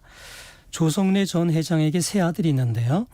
2014년 7월 둘째인 조현문 부사장이 자신의 형인 조현준 회장과 주요 임원진을 횡령 및 배임 혐의로 고발을 했습니다. 네, 소위 이제 왕자의 난이라고 알려진 것인데요. 2017년에는 거꾸로 조현준 회장이 조현문 전 부사장을 강요미수로 고소를 했습니다. 그래서 가족 간에 이제 수년간 법정 분쟁이 이어져 오고 있습니다. 그 결과 조 전 부사장이 회사 경영에서 손을 떼고 가족과 의절을 하게 됐고요. 이런 가족 간의 불화는 조성래 회장이 돌아가시기 전까지 계속되어 왔습니다. 그 조성래 전 회장 장례식에 조현문 전 부사장은 유족 명단에 이름을 올리지도 못했고요. 조문계구로 조문을 해야 했습니다. 그래요. 자, 그러면 이제 조성래 전 조성래 명예회장이 이제 별세하면서 이제 이 문제가 이제 상속 네. 문제가 이제 전면화된 건데 이게 법적으로는 그냥 법적으로 처리하면 어떻게 되는 겁니까? 네, 뭐 아무런 유언도 없고 일반적인 민법에 의한 상속이 이루어진다면은요. 네. 유족인 아내와 세 아들 이렇게 4명이 상속을 받게 됩니다. 상속분은 아내가 1.5이고요. 아들들은 각 1입니다. 네. 따라서 아내가 총 상속 재산의 9분의 3을 상속받게 되고 아들들은 9분의 2씩을 상속받게 됩니다. 아, 그러네요. 그런데 이제 이게 의절했다고 아까 그러셨잖아요. 네. 그리고 서로 막 송사도 벌이고 있고. 네네. 그런데도 그냥 유언이 없으면은 그대로 법적으로는 동일하게 이제 대우가 되는 거군요. 그렇습니다. 그것 때문이었습니까? 이제 조성래 전 회장이 따로 유언장을 작성했다고 하던데요. 네, 조성래 전 회장은 작고하기 전인 지난해 대형 로펌 변호사 입회하에 유언장을 작성한 것으로 알려져 있습니다. 네. 유언장에는 세 아들에게 형제간 우애 또 가족의 화합 이런 것을 당부한 것으로 알려져 있고요. 또 기존에는 어떤 전 부사장에게는 유언을 하지 않는 상속을 주지 않는 유언장을 작성했을 것이다. 이런 예측이 많았었는데요. 이런 예상과는 달리 조현문 전 부사장에게도 주식 등을 물려주는 내용의 유언을 했는데 그 물려준 재산이 유류분을 웃도는 정도 상당한 것으로 알려져 있습니다. 유류분을 웃도는 상당한 정도라고 하는 게 무슨 뜻입니까? 네, 피상속인이 이제 유언이나 증여를 이제 해서 원래 상속분보다 적게 받는 그런 상속인이 생길 수 있습니다. 이런 경우에 이제 원래 받을 것보다 적게 받게 된 상속인이 자신의 최소한의 몫을 요구할 권리가 있는데요. 이거를 이제 유류분이라고 합니다. 아, 그래요? 배우자와 자녀의 경우에는 원래 받을 거에 적어도 2분의 1. 이걸 이제 유류분으로 주장할 수 있거든요. 조현문 전 부사장은 상속분이 9분의 2입니다. 따라서 유류분은 그 절반인 9분의 1입니다. 만약에 조 전 부사장에게 뭐 아무것도 상속하지 않는 유언을 했다면 적어도 자기에게 9분의 1을 달라는 유류분 반환 청구 소송을 제기할 수 있는 것이죠. 아하, 그렇구나. 그래서 조성래 전 회장은 이러한 유류분 반환 청구 소송을 미연에 방지하기 위해서 조 전 부사장에게도 유류분 이상의 몫이 돌아가도록 유언한 것으로 보입니다. 그러면 원래는 9분의 2인데 네, 그렇습니다. 9분의 2는 아니고 9분의 1 이상 조금 넘게 그렇습니다. 그렇게 주면 그러면은 이제 소송을 못 하게 됩니까? 그렇습니다. 그러니까 딱 그 정도 범위에서 유언을 한 것으로 이건 이제 우리 법률가들의 조언을 받아서 유언장 작성을 했겠죠. 아니 근데 갑자기 궁금해졌어요. 그러니까 유언장이 이런 기존의 법이 있잖아요. 상속과 관련된 유산 배분과 관련된 법이 있고 유언장이 있잖아요. 어느 것이 우선됩니까? 유언이 우선합니다. 아, 그래요? 유언이 우선하는데 다만 이제 유류분을 주장할 수 있기 때문에 만약에 하나도 주지 않았다. 그러면 유류분 청구 소송을 제기할 수 있습니다. 그러니까 유류분 정도 이상만 주면 유언이 우선합니다. 아, 그렇군요. 예, 알겠습니다. 자, 이제 그렇게 해서 이제 유류분을 약간 넘는 정도의 유산 상속을 이제 유언장에 썼다. 이렇게 여기까지 설명해 주셨어요. 그런데 여기에 또 조건이 붙어 있습니까? 네, 원론에 나온 바에 의하면은 상속세 선납을 조건으로 붙였다. 이렇게 되어 있습니다. 상속세 선납. 네, 조 전 부사장이 먼저 상속세를 내라. 그래야 유증을 받을 수 있다. 이렇게 순서를 못 박아 놓은 것입니다. 아하. 그리고 다른 상속인들이 상속세 신고할 때 협조하라. 만약에 조 전 부사장이 상속세 납부 절차에 협조하지 않아서 차질이 생겨서 이제 가산세가 붙게 되는 경우에는 조 전 부사장이 전액 부담하라. 이런 조건을 붙였다고 하는데요. 조 전 부사장 입장에서는 상당히 부담이 가는 그런 조건으로 보입니다. 아, 그러네. 이게 그러면 이렇게 기한이 넘겨서 이제 그걸 과태료가 붙습니까? 가산세가 붙습니다. 그게 어느 정도 되는 겁니까? 그러니까 그거에 대한 원래 나오는 거에 대해 뭐 기간에 따라 다르긴 하는데요. 뭐 10%에서 계속 불어나는 구조입니다. 늦어지는 기간에 따라요. 그러면 뭐 이게 기한이 한참 지나면은 유산이 전부 다 가산세로 다 나갈 수도 있는 거네요. 논리적으로는. 네네. 그러면 이제 이 조현문 전 부사장이죠. 이게 이제 마음이 상해서 한번 고생해봐라. 이러고 이럴 수도 있으니까 그걸 사전에 방지하기 위해서 이런 조건을 달았다. 이렇게 봐야 되는 건가요? 네, 그런 것으로 보이고 그런데 조 전 부사장에서는 상당히 부담스러운 게 사실입니다. 그래서 납득하기 어렵다.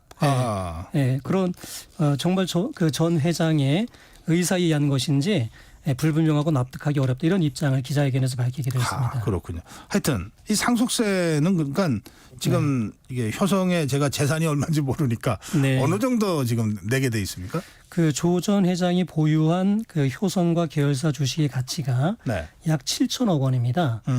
한국의 상속세는 최고 세율이 이제 50%인데요. 또 일정 규모 이상 기업에게는 그 최대 주주 할증 과세가 적용이 돼서 60%까지 됩니다. 따라서 조 전 회장의 상속세는 약 4천억 원이 넘을 것으로 예상이 됩니다. 예, 알겠습니다. 그런데 이제 조현문 전 부사장이 이렇게 해서 자신에게 유언으로 이제 상속되게끔 돼 있는 이 상속분을 공익재단에 전액 기부하겠다 이런 입장을 밝힌 거죠. 그렇습니다. 사실은 조 전 회장의 유언 그대로 하자면은요. 일단 조 전 부사장이 상속세를 먼저 내야 됩니다.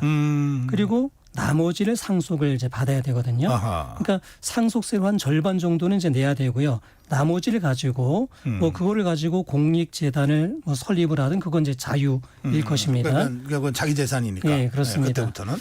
그런데 조 전 부사장은 자기가 상속세 내고 절반만 이제 기부하는 게 아니라 자신의 목 전부를 공익재단에 기부하겠다 이런 이제 의사를 밝혔습니다. 예. 이렇게 공익재단에 기부하게 되면은 그거는 상속재산에서 차감이 돼서요 상속세가 이제 면제가 됩니다. 아하. 그러니까 조 전 부사장 입장은 자신은 상속받지는 않겠지만 자신의 목 전부를 법인에 기부함으로써 상속세도 내지 않겠다라는 취지입니다.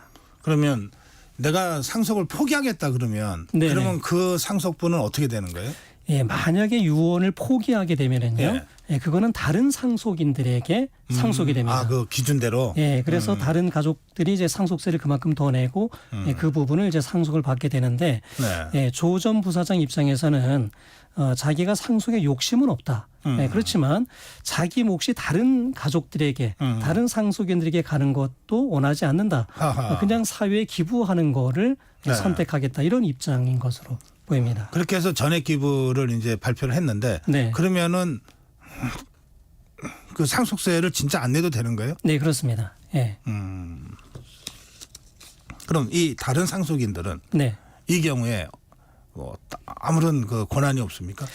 사실은 다른 상속인 전원의 동의가 필요합니다. 아, 그래요? 네, 왜냐하면 유언의 취지에 의하면은 먼저 조 전 부사장이 상속세를 내고 뭐 그거를 기부를 하든 자기가 쓰든 그건 자유이지 않습니까? 그렇죠. 그러니까 다른 상속인들 입장에서는 이 조 전 부사장의 제안을 동의할, 수락할 의무는 없습니다. 네. 거절할 수도 있습니다. 근데 조 전 부사장 입장에서는 이런 겁니다. 어쨌든 아버지가 자기에게 준 목이니까 당신들에게는 다른 상속인들은 피해가 없지 않느냐. 그러니까 동의해달라. 예. 그래서 동의를 이제 요구하는 것인데요. 뭐 다른 상속인들 입장에서는 어떤 상속 몫이 줄어드는 이제 그런 피해는 없습니다. 그런데 조 전 부사장이 설립하는 공익 그 법인을 통해서 예. 혹시라도 어떤 경영권에 일정한 영향을 미칠 수도 있지 않을까 이런 조윤문 전 사장이 네네. 기부는 해놓고 네. 실제로는 자기가 권한을 행사하는 법인을 통해서 이제 권한을 행사하는 거를 우려할 수도 있습니다. 그래서 신중한 고민을 해서 결정할 것으로 생각이 됩니다. 이게 뭐 생각보다 좀 복잡하네요. 네. 알겠습니다. 네. 이게 해외 사례도 이런 비슷한 사례가 있습니까? 네, 미국이나 유럽 국가들의 경우에는요. 우리나라보다 훨씬 활성화되어 있다고 합니다. 네. 대기업 총수들이 공익법인의 주식을 기부하고 이를 통해 의결권을 행사하는 방법으로 경영권을 승계하는 이런 것들이 좀 더 자연스럽게 이루어지고 있다고 합니다. 그러니까 네. 공익사업만 잘 운영을 하면 공익법인을 통해서 어떤 기업 어떤 지배를 어느 정도는 허용해 주는 것으로 보입니다.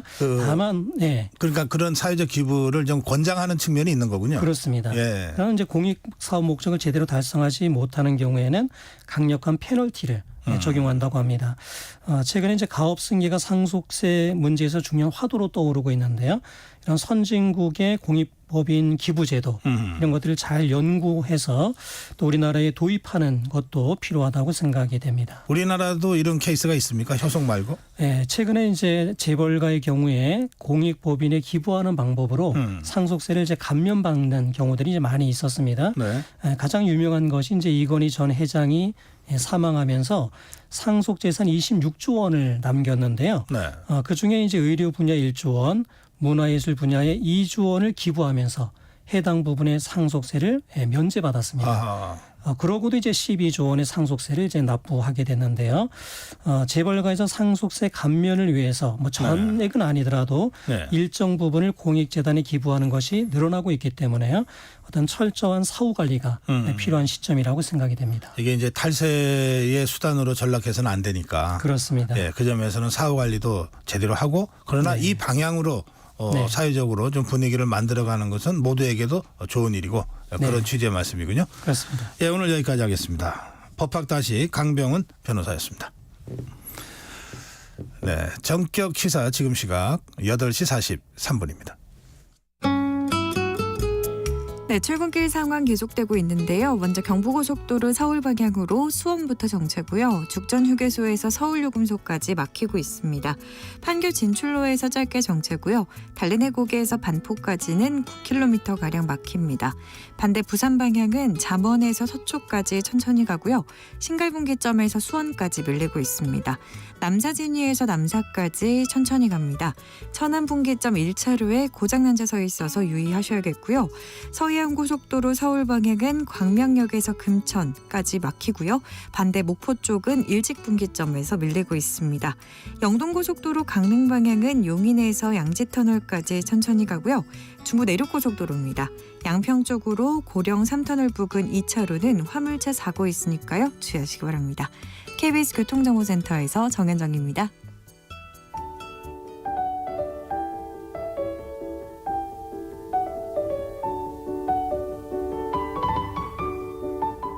네, 여러분들의 건강을 지켜드립니다. 건강 100세. 예, 오늘도 건강 100세 전격시사의 건강지킴이 이대 서울병원 정신건강의학과 김선영 교수 모시겠습니다. 교수님 어서 오세요. 안녕하세요. 네, 예, 오늘도 이제 잠 얘기를 갖고 나오셨는데 네. 이 숙면을 방해하는 것 중에 하지불안 증후군이라고 하는 게 있는 모양입니다. 네. 이게 어떤 겁니까?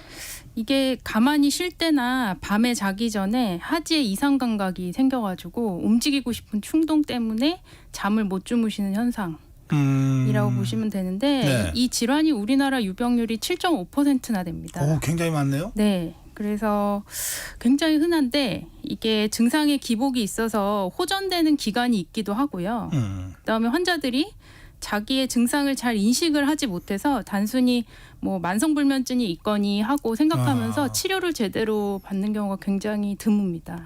실제로 잠을 잘 못 자거나 자더라도 깊은 잠을 못 자는 분들한테 네. 이 하지 불안 증후군이 원인일 수 있는데 이게 원인인지 아닌지를 잘 모르는 분들이 많다. 네, 그게 가장 큰 문제점 같습니다. 그러면 어떤 증상을 이 하지 불안 증후군으로 봐야 돼요? 하진 불안 증후군이 이제 진단을 할 때 수면 다운 검사를 하지 않아도 환자분들이 호소하는 임상 증상을 가지고 하거든요. 그래서 특징이 몇 가지 있습니다. 이게 다리에 불쾌한 감각으로 다리를 막 움직이고자 하는 충동이 생기고요. 그다음에 걷기나 스트레칭 하는 등의 활동을 할 때는 증상이 굉장히 완화됩니다. 예. 근데 눕거나 앉아서 쉴 때는 증상이 굉장히 악화됩니다. 그게 이제 또 두 번째 특징이고 또 세 번째 특징은 낮보다는 저녁에 악화되는 특징을 갖고 있습니다. 그래서 이 특징을 다 갖고 있으면 저희가 하지불안 증후군으로 진단합니다. 네. 그러면 그러니까 들어서 문진에서 진단하는 말씀을 하셨는데 그 외에 무슨 물리적인 방법으로 이걸 진단하는 것도 있습니까? 네, 원칙적으로는 임상 양상만 가지고서 진단을 하는데 저희가 수면 중에 의식적으로 억제되지 않으면서 짧게 주기적으로 다리를 차는 현상이 있습니다. 이게 이제 주기성 사지운동 증상이라는 현상인데요. 하지불안 증후군 환자의 80%에서 같이 동반이 되기 때문에 수면 다운 검사를 해서 이런 현상이 관찰이 된다. 그러면 저희가 진단에 더 힘을 실을 수 있는. 네. 어릴 때 같이 자는데 자꾸 발로 누가 차고 그런 경우가 있었어요. 네, 아마 있으셨을 겁니다. 그게 이런 데 해당되는 거구나. 네. 그래요. 이게 생기는 원인이 뭐예요? 이게 직접적인 원인은 몸의 감각을 느끼는 시상하부라는 부위가 뇌에 있습니다. 근데 여기에 이제 도파민이라는 그 신경 전달 물질이 이렇게 충분해야 되거든요.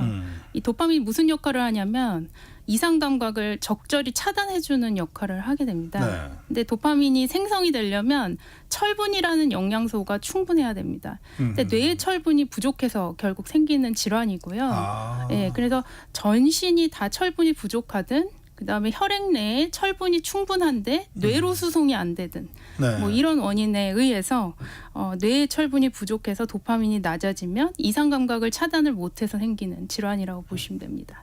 그럼 철분을 보충해 주면 돼요? 네, 전신적으로 철분이 혈내에도 부족하다. 이러면 뇌에도 부족하겠죠. 그러니까는 철분을 저희가 올려주고요, 치료로.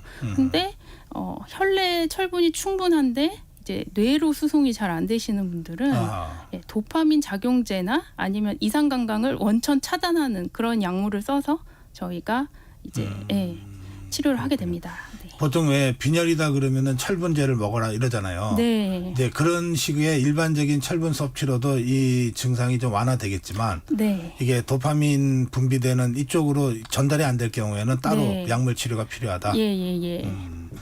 유전 소인이 있어요?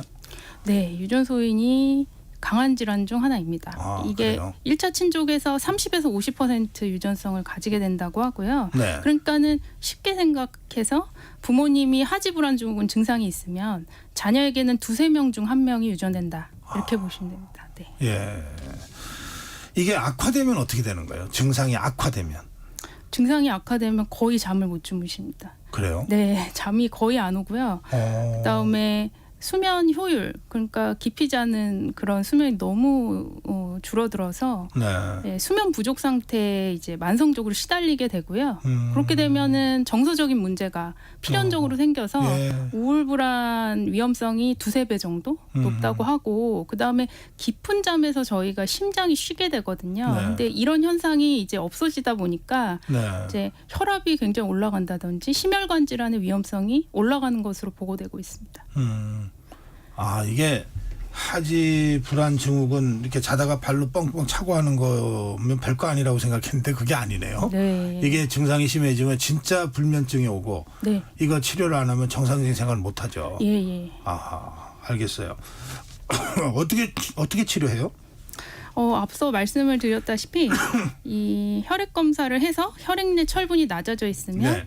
경구로 철분제를 복용하는 방법이 있고 정맥으로 철분을 보충하거나요. 예. 그다음에 혈액 내 철분이 정상인데 증상이 심하다. 이러면은 도파민 작용제를 사용하거나 아니면 뇌로 이상 감각을 원천 차단해주는 약제를 사용합니다. 네. 약물 치료가 이제 주 치료 방법이라고 말씀하신 거네요. 네, 약물 치료도 있고요. 네. 그다음에 생활 습관으로도 증상을 좀 개선할 수 있습니다. 이게, 예. 어떤 생활 습관을 통한 개선은 어떤 게 가능해요? 일단 불면 증상이 생기지 않도록 기상 시간을 일정하게 하는 게 굉장히 중요하고요. 네. 이게 그다음에 수면을 취할 때가 아니면 잠자리에 오래 눕지 않는 것 이런 것들도 중요하고 하지 불안 증상과 수면의 질을 악화시킬 수 있는 그런 물질이 있는데 카페인 섭취 과음 이런 것들입니다. 그거를 피해야 하고요. 철분이 많은 음식들을 드시는 것도 도움이 됩니다. 그래서 간이나 달걀 노른자, 녹황색 채소 이런 거 섭취하는 거 중요하고, 그다음에 취침 1-2시간 전에 뭐 30분 정도 스트레칭 하거나 다리 마사지기 사용하는 것도 도움이 됩니다. 네. 다리 마사지요? 네. 근데 이게 지금 우리 교수님 말씀하신 거는 꼭 이 하지불안 증후군만 아니라 그 잠 못 자는 분들한테는 다 일반적으로 좋은 효과를 줄 것 같은데요. 그럼요. 네. 그리고 만성불면증으로 오인하는 분들이 많이 있기 때문에 일단 이런 생활 습관을 만약에 잠이 굉장히 부족하다 이러면 한번 해보시는 거는 굉장히 도움이 됩니다. 그렇죠. 다른 요인으로 그 잠을 잘 못 자도 그런 방식으로 치유가 가능하고, 예, 그렇습니다. 실제로 원인이 하지불안 증후군인지 몰라도 효과는 볼 수 있다 이런 뜻이군요. 네. 알겠습니다. 그런데 약으로 이제 도파민을 이제 공급하는 그 약물 치료 말씀하셨는데 혹시 약 처방에 따른 부작용 같은 건 걱정 안 해도 돼요? 이게 하지불안 증후군 치료에 있어서 최근에 굉장히 중요한 이슈로 떠오르고 있는 것 중에 하나인데요. 도파민 작용제를 투여하는 경우에 초기에는 증상이 드라마틱하게 조절됩니다. 이게 근데 고용량 매일 장기간 도파민 작용제를 사용하게 되면은 이게 이제 증상 완화 기간이 점점 짧아지고 증상의 분포가 하지에만 국한되는 게 아니라 상지도 막 퍼집니다. 예, 이런 증강 현상이라는 것이 나타나서 이제 학계에서 굉장히 이제 이슈가 됐었고요. 그래서 최근에는 이런 부작용이 적은 다른 계열의 약을 1차적으로 사용하고요.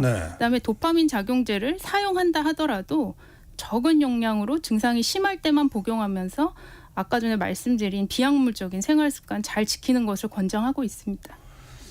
저는 사실 머리를 어디다 잠깐 기대기만 해도 잠을 자거든요. 네.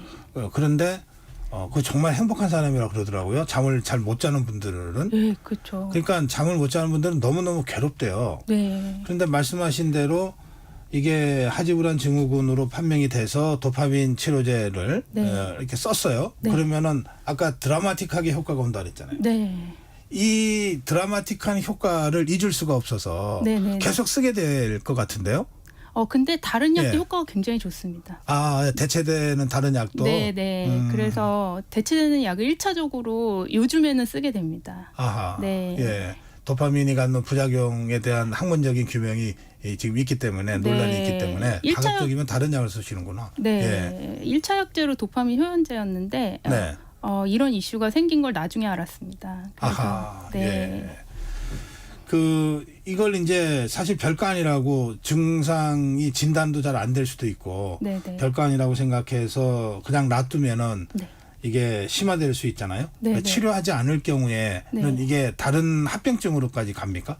다른 합병증은 아까 말씀드렸다시피 예. 주로 정서적인 문제 그리고 더 장기적으로 된다면 인지기능의 문제까지 생기고 왜냐하면 수면이 굉장히 만성적으로 부족해지니까요. 예, 그런 부분이 있고 네. 가장 중요한 거는 심혈관계 질환까지 연결된다는 부분이 가장 중요한 문제인 것 같습니다. 심혈관계. 네. 예, 심장이요. 네, 깊은 잠에서 저희가 혈압도 떨어지고 심장도 쉬는데 그 부분이 안 되기 때문에 심혈관계 질환까지 생긴다는 게 가장 큰 합병증인 것 같습니다. 그렇군요. 알겠습니다. 아까 이제 이거 약도 써야 되지만 여러 가지 좋은 생활 습관으로 증상을 꾸준히 개선해 갈 수 있다고 말씀하셨잖아요. 네. 그 중에 음식으로는 철분이 좀 들어가 있는 음식을 뭐 이렇게 시금치 같은 거요? 네, 시금치, 녹황색 채소에 속하는 철분이 많은 아주 대표적인 채소입니다. 네.